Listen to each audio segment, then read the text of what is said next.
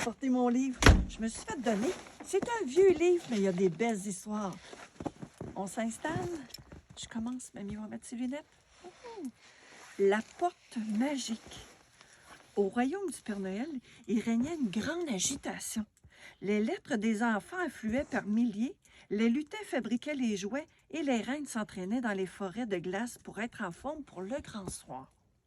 Le Père Noël, lui, voulait régler l'heure de son départ avec le gardien de la porte magique, le vieux sorcier Merloc. Fermée toute l'année, la porte préservait le royaume féerique de Noël des curieux et des gens malhonnêtes. Merloc était le seul à pouvoir l'ouvrir. Il ne prononçait la formule magique qu'une seule fois par année, le soir de Noël. Arrivé près de la porte, le Père Noël remarqua l'air abattu du sorcier. « Merloc, que se passe-t-il? Il essaie de formuler une nouvelle gardien. Mais il est un peu fatigué. Il ne sait pas ce que j'ai fait cette année. Il y a des étudiants. Regarde, c'est la catastrophe, dit-il en désignant un groupe de jeunes. La porte changeait de couleur. Rouge, bleu, jaune, rose. Des fleurs, des cœurs, des étoiles et des formes ronds, triangles, carrés. Mais pas un seul gond ne grinçait. « Ils pourront tous s'occuper de la décoration du royaume !» s'exclama le Père Noël dans un fou rire. Maquet le reine écoutait avec attention leur discussion. Il aurait voulu accompagner le Père Noël lors de sa tournée, mais il avait le vertige et ne pouvait pas voler comme les autres reines.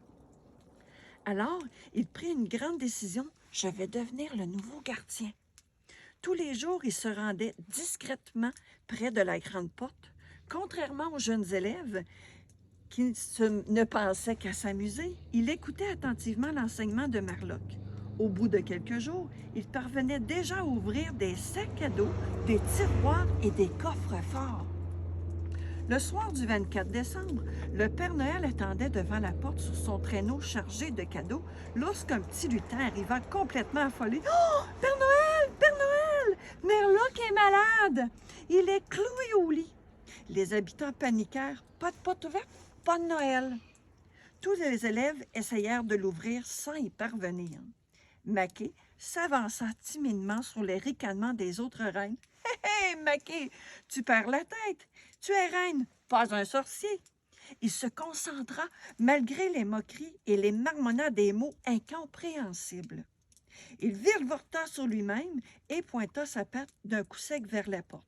Un éclair jaillit, puis un faible grincement résonnant.